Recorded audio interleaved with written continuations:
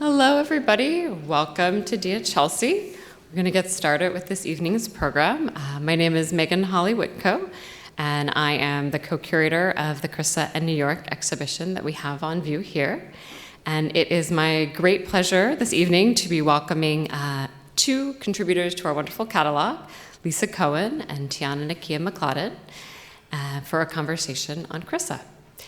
So as we were putting together the catalog and it was coming into formation, there was a point where myself, as well as my two wonderful co-editors, Sophia Larigakis and Michelle White, where we felt that something was missing.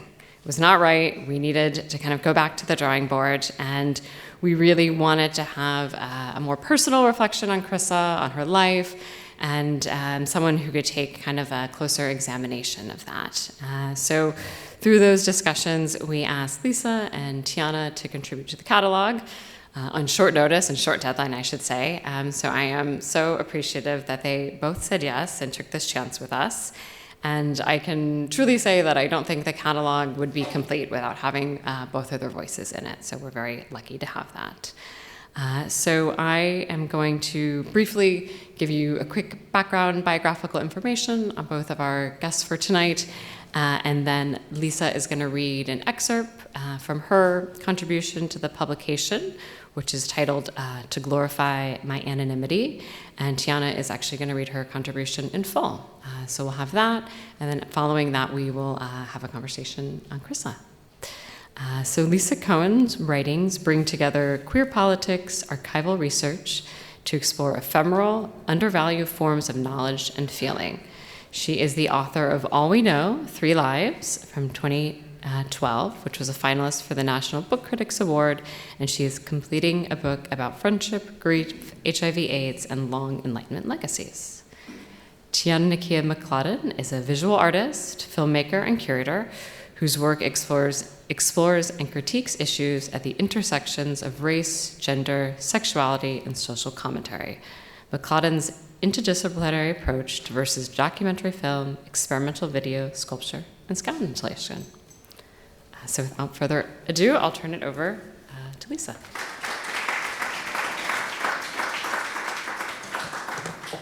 Hi, thanks so much, Megan. And it's a pleasure and an honor to be here. Queer poetics, actually not politics, but they're politics and the poetics, of course.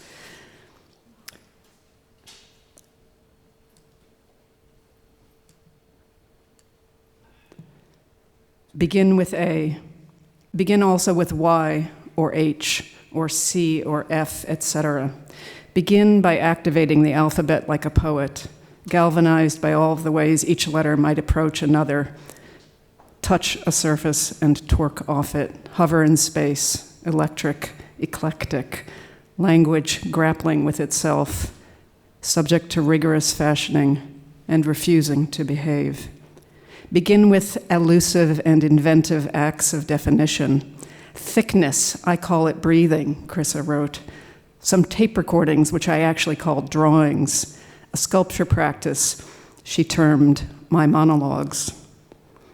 Begin with work that undoes the antinomies of light and dark, stasis and movement, emotion and analysis, precision and blur, monument and ephemera, preservation and decay, hand and machine processes, ruin and startlingly new environment.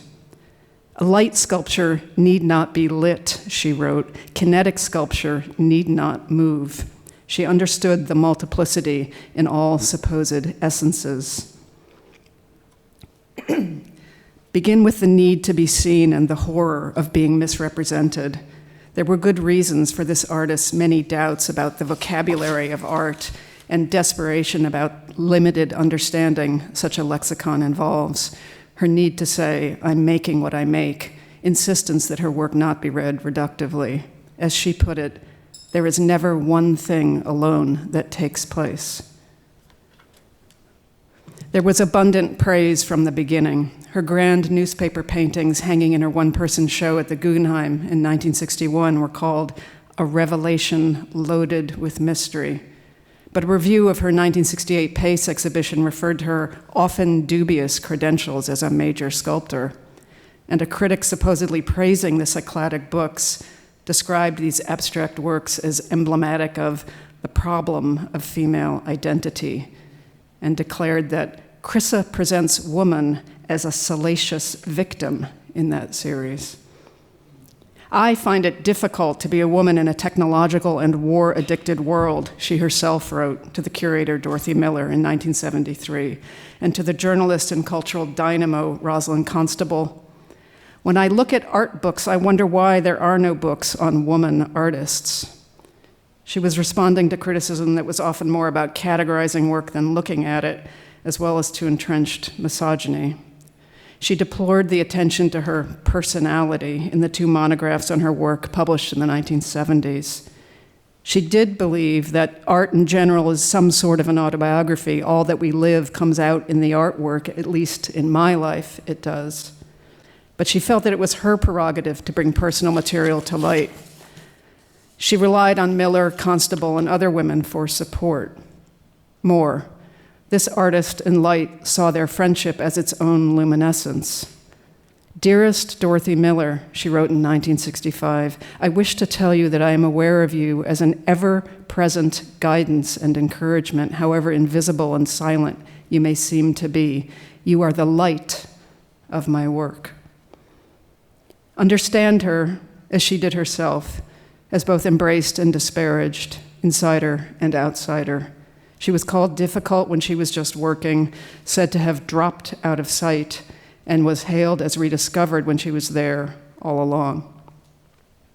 This was an artist of huge ambition, working at the power centers of the art world. I have intuitions that have to be realized, she said in 1967.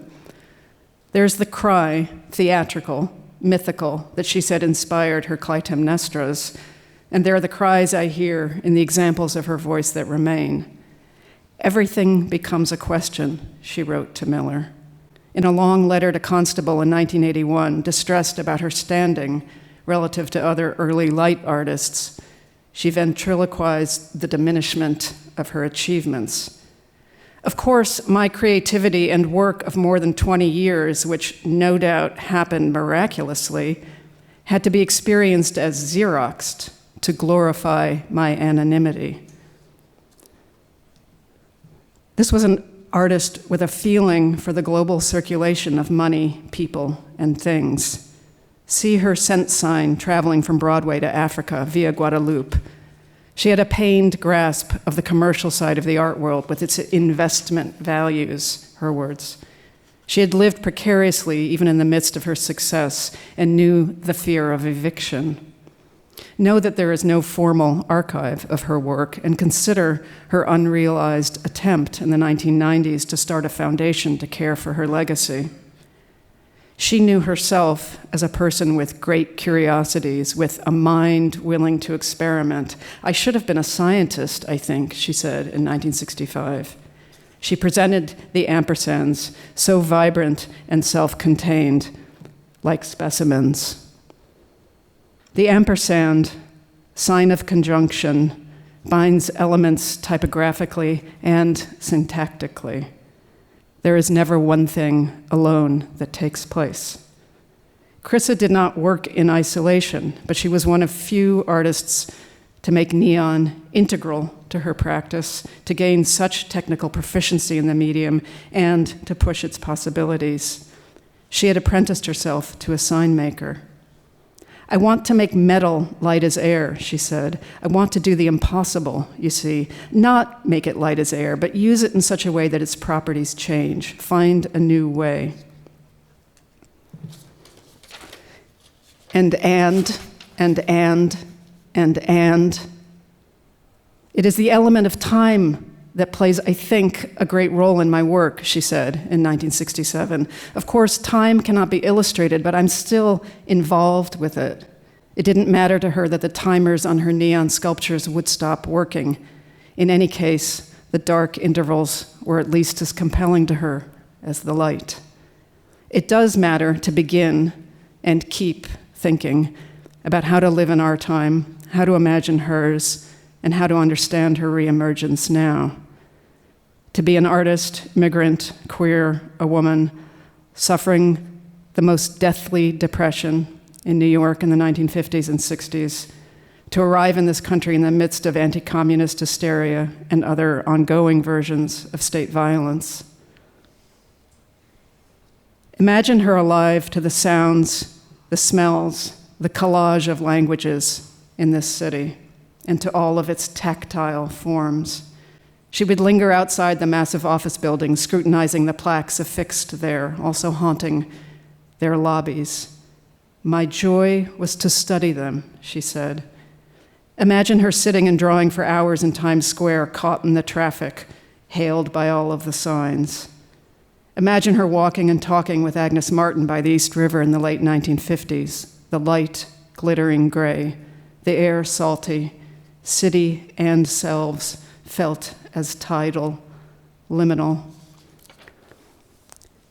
And imagine hurrying through Grand Central Station in October 1967, coming and going among the bodies ricocheting around that space, or sitting attentive to the clock in the waiting room where her gates sat behind velvet ropes and up on a pedestal. Imagine pausing to look, then moving past it, running to catch a train, plunge into the subway, or emerge into the city. Time, timing, time.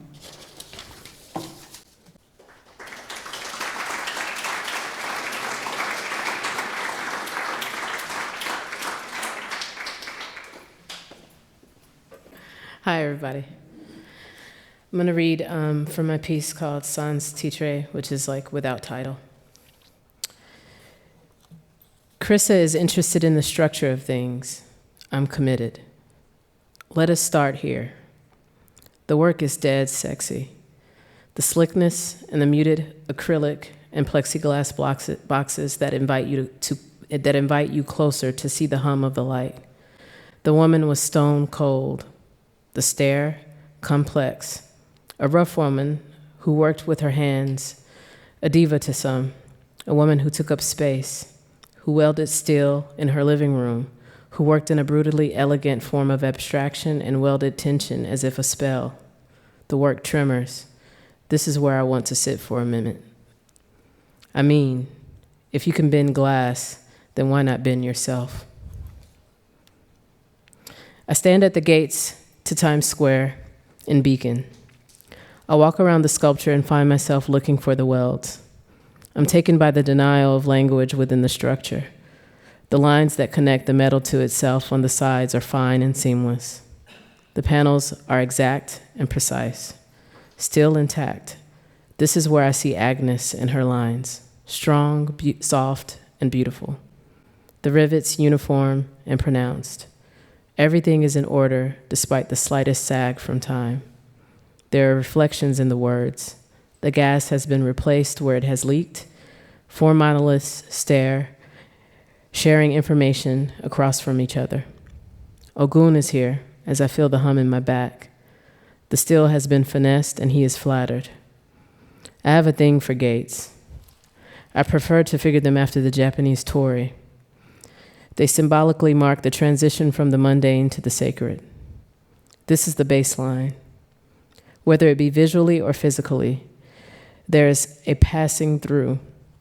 The simple door of a studio can be a torii. Perhaps we should treat it as such.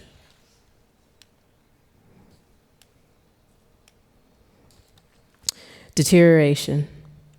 I'm in Kingston and I see the body of her work on the table. It is being repaired. The plexiglass and acrylic are not able to support the time of the work. Glass is better, yet fragile in itself. I see a blue pill sculpture, and am blown away by its form and its ambition to exist as simply a word. It was commissioned for Time magazine on the occasion of the anniversary of the birth control pill. Bought at auction and slightly broken but repairable. Blue, no light, no gas, but the effect there nonetheless among the fragility. Without electricity, my sculpture will still survive.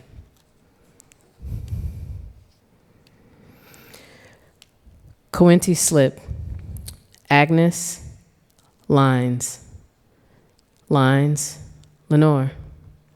Chryssa, lines. Cycladic book number 2, Muted Seduction. No words, but the container suggests infinite language. The cycladic form is built on the curves of the hips of the feminine non-binary figure as idol. The figures holding themselves, arms folded. The book, an homage to Greece. Agnes Martin. 21 nails, punctures, tight boundaries. Romance is here. The material as the first sign of attraction. A kiss of form. Chryssa and Agnes meet at the lines. They come together in the plaster. I count these lines. Agnes's eyes are sharp and bright, fighting for the light, troubled by worry later after it all. Chryssa's stare in place, daring you too. Separation. I want something light and sexy. I've always said I wanted my freedom, but I don't think I've ever found it. Glass within glass, like a mirror within a mirror, the ultimate eye. Work so fragile, the institutions won't loan it in case it breaks. Purgatory. One must wear special eyewear in order to separate the light from the metal, to see the weld in real time. Then you can see past the burning white light and the blue heat that is required for melting. Chryssa created an unending night for us in these boxes despite the time of day. How generous. Static light. Meaning for me, 2 things. Dark shadow, the shadows of the forms, the formless forms. We have loved our work more than we have loved our lovers. The work is how we make love with and to each other. So if lesbians are not women, let us think of this proximity as a gift. Something unnameable, without the ability to own each other, slipping between lives and bodies and homes and the work. This is fine and indeed evolutionary and radical. Identification that can detract from the spill. The thing that happens when women live with each other, work in conversation with each other. This appears in the residue of text, interviews, archives, sometimes obscured by the artists themselves to protect the moment. Agnes said it already, so let us move on, shall we? I'm much more interested in Agnes and Chryssa meeting in the plaster. The lines, the slip, the spill, the studio, the in-between, the mentifact, the unspeakable, the work, the conversations for hours on end, the tension, the brushing of a hand or shoulder maybe, This is why we fight so hard at the intersections. We can't agree because we don't know what we hold in ourselves. Sexuality and desire also have a place here, as these areas are not purely in the relation of one to another. What looks like another's can't easily be assumed. I know this is hard, but it gets easier when you feel it. This is where we can obscure ourselves and go unnamed. Intersubjectivity allows for this knowing. It can be stealth, sacred, hidden, and defy legibility, even between lovers. The work, the material culture, and residue of lived experience should be allowed to extend beyond desire. What else can come from this nearness? We are so eager to name love as a thing and as a way of being, but what is lost in this naming and fixing? In claiming someone's experience as something that we know, what is lost in this knowing? What can we learn from what lives beyond the romance, the love, the touch?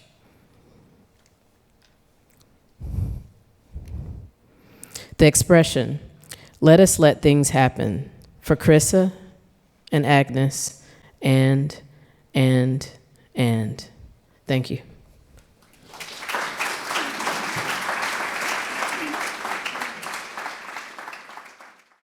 Well, thank you both. One of the elements that I really liked about both of your contributions, which might not necessarily be as apparent in hearing it read out loud, is the way in which you brought so many of Chryssa's own words into them, particularly as an artist who is no longer with us, of course, and also didn't leave very much of her writing available to the general public. I really like the way that her voice is really present in both of your contributions, and I wondered if you wanted to speak to that as maybe a choice.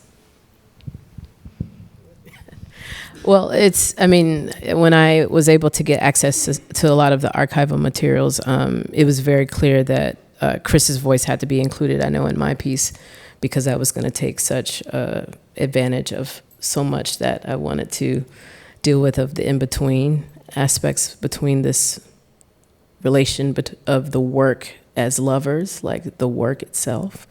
Her voice is so strong and so clear and so finite that I felt like I wanted that to be repeated in some form for the general public to be able to have access to her tone in relationship to, I know, what I was writing.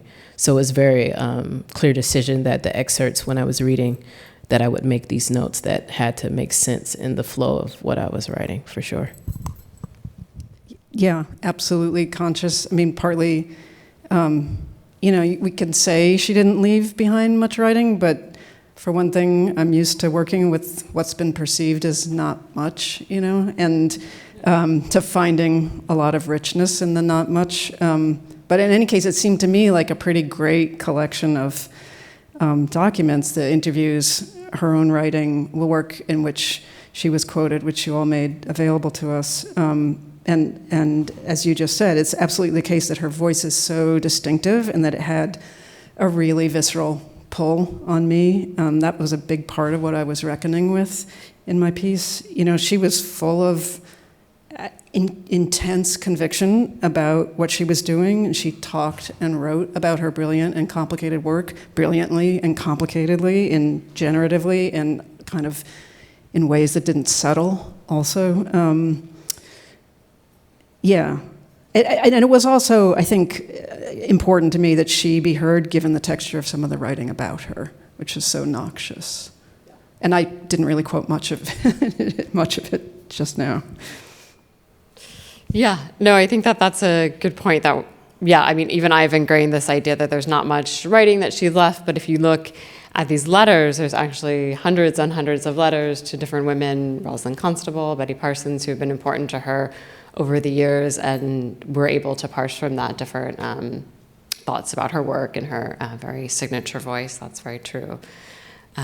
Lisa, we obviously read and loved your All We Know book, which of course talks about 3 queer women living in the first half of the 20th century who, building on what we're talking about, Chryssa, have what we often perceive as a lack of an archive or not much there, but actually when you've dived in, there's a lot to be said there and a lot to go through. And I was interested in the way that resonated with Chryssa's life and also her kind of absence from the art historical canon, as it were, which is something, of course, we've really tried to bring to the forefront with this show.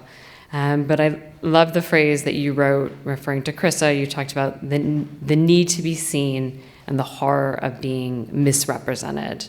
And I wondered if you want to talk about kind of your approach as a writer and what is at risk of being lost in some of these artists' lives when, as we perceive it, there's not much there in the terms of an archive.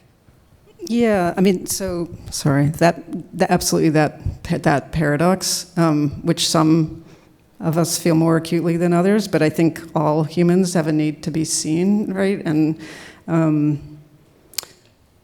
but what's at risk of being lost? I mean, so much is lost all the time, every day, and individual brilliance, collectivities, collective support for, the material conditions of whatever kind of making that we're making, the circuits of love that support the living that goes around, that is part of the making. So many voices are lost all the time and every day, I think. And maybe part of what you're, calling my role, or what has called me, has been just really simply to treat people as people, which is surprisingly hard, and sometimes for some writers or some genres, maybe even, and certainly for some social formations. And so listening to other people's language and then to my own way of living in language and finding ways to, thinking about the reverberations between the two of those. Maybe that's my role. I mean, clearly it's also had to do with being, it's had to do with being drawn to people who are kind of inhabiting these threshold spaces between, both vividly visible, at the centers of some kinds of cultural production, and then neglected or forgotten. That's some answers. Thank you. And of course, Tiona, that's incredibly relevant to your own practice as well. I'm thinking of some of your curatorial practice and your writing, and particularly your show of Barbara Hammer's work, Tell Me There Is a Lesbian Forever. Do you want to speak as well to that kind of, I think of it as like act of recuperation in terms of these histories that are at risk of being lost or being kind of dropped from the conversation without some of this work that's going on. Mm-hmm. Yeah, I think that's the primary focus of my curatorial practice more than even my personal art practice. The work that I did in Julius Eastman was very much with an awareness of how difficult it is to compose and to hear your music. That's it. Like if you do a composition, how much does a reading cost to bring in 15 different instrumentalists, and what that difficulty ultimately led itself towards the later part of his life. Barbara Hammer, something more personal, it was a request of hers that I curate the show before her passing. And what I ended up confronting was the fragility of a naming of oneself, an identity, to be a lesbian in this time where that has been unfortunately given some kind of like antiquated like area or model. So I think that there is an opportunity to recover or recuperate, but even more so I think it's about just presenting oftentimes what is there in a particular arrangement that allows for a different kind of awareness and a voice to come through. The opportunity I think that I wanted to take advantage with Chryssa is the notion of a difficult woman. It's like, and it came from literally like the proposition of looking at the work, and I was like, how dare she not be difficult if she's making shit like this? That's literally what I said. I was like, but and I think even more so thinking about what it means to produce work that inherently is so fragile that people won't even move it around to show it, was very interesting to me. And so I think that in all of those three figures, like Chryssa, Eastman, and Barbara, they all kind of have this element, I think, that brings something out of me, which is this like kind of like a math brain kind of angle, but also understanding the choreography of something that can be misread as like too heavy or too strict. What does it mean to kind of give it a little bit more space? And I think that that's where the opportunity, I think, is in writing and the curatorial practice, which I don't think is too far from each other, to allow for that space in between, especially dealing with these particular archives. Barbara Hammer does not have a fragile archive. Her archive is beautifully intact by her own hand before she passed. Julius Eastman doesn't have a formal archive. His archive was built by me and my co-curator by the research itself. Chryssa has an archive, but it's in a sense like not formal, but also disparate, I guess, in many ways. And so I think that there's this thing that I know I personally am interested in, and is in something that exists but also can't exist at the same time. And then looking in between to find some magic of what lies between the space of like the truth and the fact, Yeah, I mean, something that I struggled with in terms of like putting the show together and the book and writing the chronology was how to talk about and how to think about and write about the relationship between Chryssa and Agnes Martin, because that's not something that they ever spoke about or wrote about, and I felt like a responsibility not to be just taking other secondary sources, but also not to be completely leaving that out, and how to kind of walk that line was something that I really struggled with. And I felt in both of your contributions, but in yours especially, Tiona, the way that you balance that, both in terms of, I felt like you really from the get-go focused on the works, on the artwork, looking at Chryssa's work, looking at Agnes Martin's work, and just really beautifully allowing them to resonate with one another, and also the way in which you suggest that something can be lost by just being by being needing to name and fix things instead of letting them have kind of that space, I would say. Yeah, I mean, I think that it's like the desire of a very marginalized community. Of course, we want to think about Agnes and Chryssa in this like very romantic fashion, but we have to be wary of kind of creating like fan fiction. You know, I'm like, there's something I wanted to also call attention to is the fact of like what it means to name oneself. Like, you know, there's something that existed that maybe was without a name, and I like the idea of that, you know, without title. But I was really more fascinated in pushing myself to think about the work as being in love with each other. You know, like what happens with that kind of proximity, and what if I could identify two works and kind of create a romance around them as an extension of these people, but the work itself, because at the end of the day, working in those kind of communal spaces, we can see it throughout our history. You see the residue of certain things that people pick up and don't.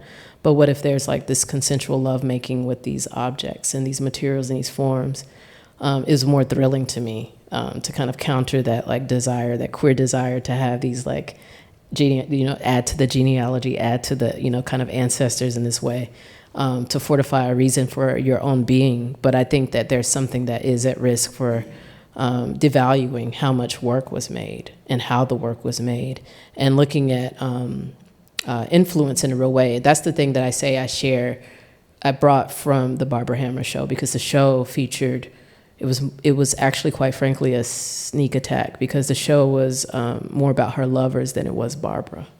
And I thought it was very important to do that, because the lovers informed and shaped who she was, and they had a risk of being without a name. And I thought it was a kind of like opportunity to kind of like show who they were in her work, to give them an identity that, of like selfness, selfhood, and also give them their own autonomy. With Chryssa and Agnes, I think it's very important not to devalue their established practices and the fact that some things may have informed each other in a way. And I thought that was very important. Well, getting back to the work a little bit, one of the elements about Chryssa's work that I have found just kind of most surprising and most interesting, that I think you both addressed in different ways, is the way, especially with the light sculptures in the most immediate gallery, she really equally valued both the dark and the light intervals. So some of the things she wrote about that, she said, when the sculpture lights up, it is only one aspect of how it works. Whether the box is lit is not the same thing. When the box is lit, it is the same thing, how it works. For me, it is like breathing, whether in or out. She also says, the dark interval is never long enough for me. I do not expect or want anyone to wait in the moment when the sculpture lights up. I never do that myself. When I have the works around me, I look through it all the time. This is how I communicate with these light and dark intervals, which I thought was really interesting, because some of them are I read them as almost being kind of provocative with the viewers, interactive. The Study for the Gates #2, which we're so lucky to have here from the Whitney, it is a long wait. It is like 40 long seconds for that thing to turn on. And it's really, I want to say it's like kind of, there's like a little humor in it. I imagine her kind of knowing that you're going to wait for that. So since you both addressed that a little bit in your writing, I don't know if you want to speak about that as well. I mean, she's always suggesting other ways of thinking, right? And less dualistic ways of approaching her work. And she's always revising, even as she's speaking or writing herself. What does it mean to look through her works rather than at them? That's one thing that makes me think about. But also, like, she's talking about how she communicates with these intervals, right? She's talking about communicating with her own work. And it actually made me, I was actually thinking about your interview with David Velasco when you talked about, all right, I hope it's okay, I'm going to quote you. Yeah. You said everyone talking about restitution is talking about the objects. Nobody's talking to the objects, and the objects are alive. And of course, you were describing different pieces and journeys of your own, but it really seemed connected to me to that statement of hers about the way she communicates with her work. And it made me think about what happens always when we're making something, right? I mean, that's what we're doing. We're talking to the work, and the work is alive. And she was, like anyone, in constant dialogue with her own making, right? So those are some of my thoughts. But yeah, the dark and I mean, she was incredibly funny, right? She was always making fun of the questions she was being asked, and her own, playing with language herself, and also taking herself dead sexily and dead seriously at the same time. Yeah, you get at that with some of the inventive definitions that you talk about in your essay, where she says, "This is now this," and when you're reading it, it kind of makes sense, and you're like, "Wait, this is like it," but she's decided that this equals this, and that's kind of the thought process that you have to go along with. Yeah. You also both spoke about, Tiana used the word purgatory for objects. We're particularly, I think, talking about the neon sculptures that have become so fragile over the years that then they can't be loaned out. We have to be really careful with them. They can't travel, which I think is an interesting dilemma. And I think it's certainly, Chryssa worked in a wide variety of materials and media, which you can see in the galleries. But she became really most known for and really identified with the neon works, which then, because of this material vice, became fragile and tended to sit in storage for many, many years. So one of the great projects of this show was working with different institutions and private lenders to do the conservation necessary to bring those here. One of the kind of conservation lessons that we've learned as we've gone through the show is that the more the neon works are shown, the more they're turned on, that is something that actually keeps them functioning, that keeps them in good condition. It's when they're turned off and they sit dormant for a long time that the reverse happens, unfortunately. So I think it's something interesting to me about the way the fragility inherent to neon as a material and as a material choice has really kind of contributed to this purgatory to her works, and Chryssa herself also being in kind of this art historical purgatory, if you will, to really take that word of yours and go for it. Yeah, I mean, it's something that, I mean, I got the chance to connect with Matt, who led with a lot of the fabrication and is a bit of a Chryssa scholar themselves. Matt Dilling from Light Bright Neon, just to say. And when we met at the photo shoot for the Gates at Beacon, Matt was able to be very quick and concise with his explanations of what was happening in the space and what pieces were the more fragile. I went to Light Bright Neon Studio in Kingston and got to see the works being repaired, as well as just learn more about the neon process, which is where I saw the pill piece that doesn't have any light. And I think that actually helped inform more of the stakes as well, because I saw it as really just the fragile material of glass. Something in my head doesn't really work around neon being seen as like just a fragile glass piece when it's on. But there was something about it just being off, like laid there and kind of cracked, where I understood the fragility of like, this is glass. Like, this is like, you can tink it is like over. But I think that, it was a cautionary tale also for me to think about what it means to invest in a particular body of work or a kind of work that could ultimately then hold you back just by the lack of knowledge of how people handle it. And so that to me felt like, it's like there's something that's so alive here, something that it has a possibility to exist, but is literally held back.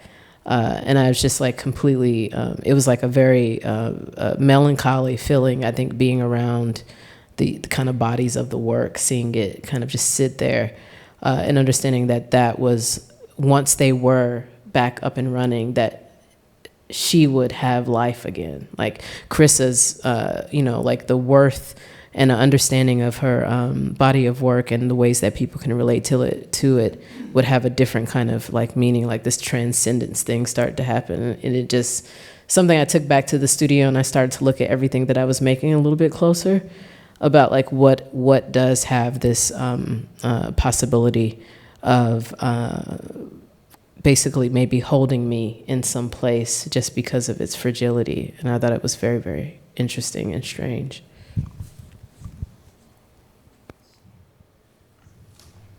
I mean, can I add one thing, which is just that some of the stuff that was destroyed wasn't.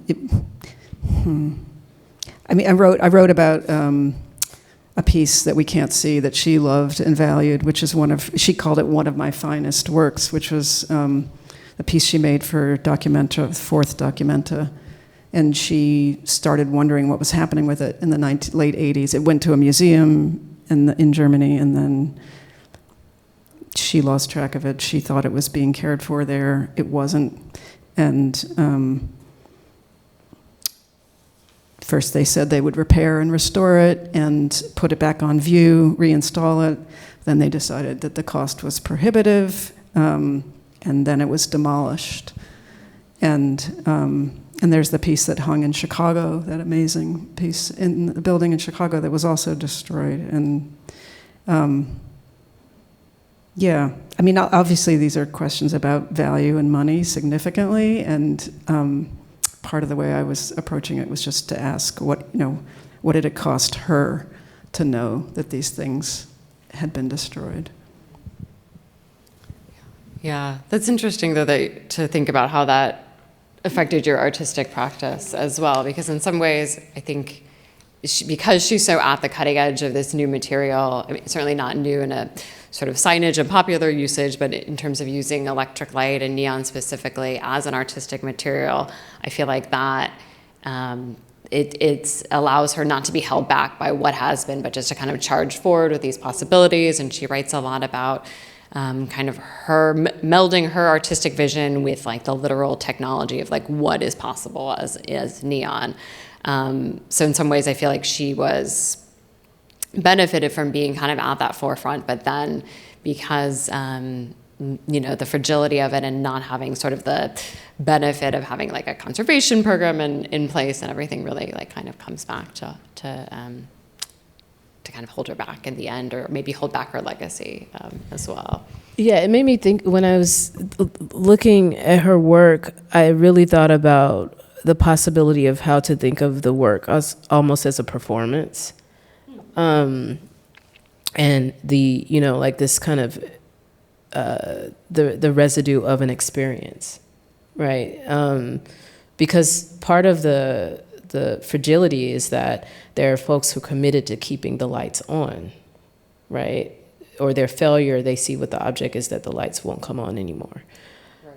Right. And so I think that, I do find immense joy just to kind of like bring that in, because I found like I could not help but to think about what it must have felt like for her to be surrounded by these things that were just performing, and then now we're left with like, the residue of performance, and our feelings about how they should function are somewhat of a bit of the cause of the purgatory. She, made explicit in the, documents around them being just as valuable with the lights off. And that was something that I think I found very, very interesting, but just a different way to think about how to look at the work as totally ephemeral in its like, performativity. I wonder if you think, can you hear me? Okay. I wonder if you think the performance even begins further back, because I think so much about how insistent she was about getting herself, I mean, she knocked on all these doors. She wanted to get trained. She kept learning the trades and crafts that went with, and then she kept also pushing the craftspeople to keep, transforming their own abilities too. So I feel like it goes back even to before and continues to now. Absolutely. Looking at the drawings and some of the print works, they almost read as scores. you know. And so then you see the pieces, and if you get to see, you know, something move, it's like, oh. But then there's this, you know, element of the existence of it where I kind of wish there could be that, or I put that to allow for me to understand where her joy came from, right? You know, like what would make someone want to have so much of this around them is to see the, you know, the thing function in the same ways that I find to be thrilling if I go and I see an older neon sign that still has like a certain kind of movement to it, which we have in Philly. That thrill is nice, but it still has like this feeling of a residue because I remember seeing it, even if it doesn't function, it still holds this particular weight and value. Right, and I should say as well that there are works in the show that we believe, like the Gates for Times Square is a great example, that we believe did have a timer, was not continuously illuminated, but because of kind of time and the residue of experience, we don't know, it's no longer, the timer has been bypassed, we don't know what the timing was, so it's kind of interesting that these works, while they do still literally function, we don't actually know the way that what seeing the Gates for Times Square was, I would think, in 1966 would be a very different experience than it certainly is today as well. Yeah. Great. Well, I think I have one more question for you both. This is kind of a cheat because this is something that people ask me all the time when I give chores. So I have my own thoughts, but I'd be curious to hear what you have to say. So people often ask why Chryssa remains under-recognized, although hopefully not after the show, despite, you know, when you go into the galleries and you see that her work is held in numerous public and private collections of American institution, and also, of course, she had a key role with various circles of a lot of artists who we all know very well now. Do either of you want to tackle that one?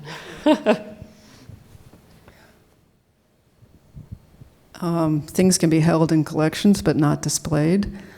Money, again, you know, she herself talked about how gallery groupings help establish auction values and prices. She didn't just make the rheostats visible in her work, she talked about how the art market worked, and, you know, of course, you know, why are so many artists, women, white and black, being, quote, discovered in their 80s and 90s now, right? And we could name a bunch of people. It's, you know, it's also true that she vexed a lot of people, and she, while she was alive, and sometimes other people have to come along and do some of the work, you know, as you and Michelle and all the many people who worked on the show have done. But, you know, so time, different historical moment can make a difference. Different kind of a little bit of distance, you know, from the actual human being who might have been, you know, she could get a little crazy, and that, you know, that might have put people off. But it's also true that, you know, she thought about she thought about money a lot, and, you know, and believed that she deserved to just be able to live and make her work, which is, you know, that didn't always work out for her.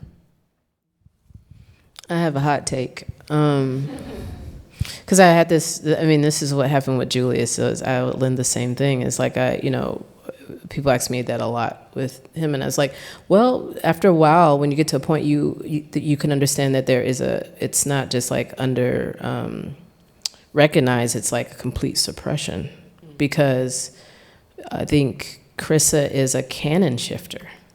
You know, you look at the work, understand the body of work, look at the timeline, and there's things that have to be reassessed in the canon of like who did what first and how those things like maybe affected others.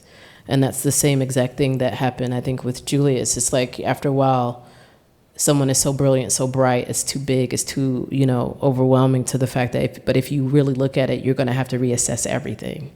And I think that, you know, right now, it's a lot at stake to do that, to take the time to present someone that makes you have to go back and look at everybody else's stuff again.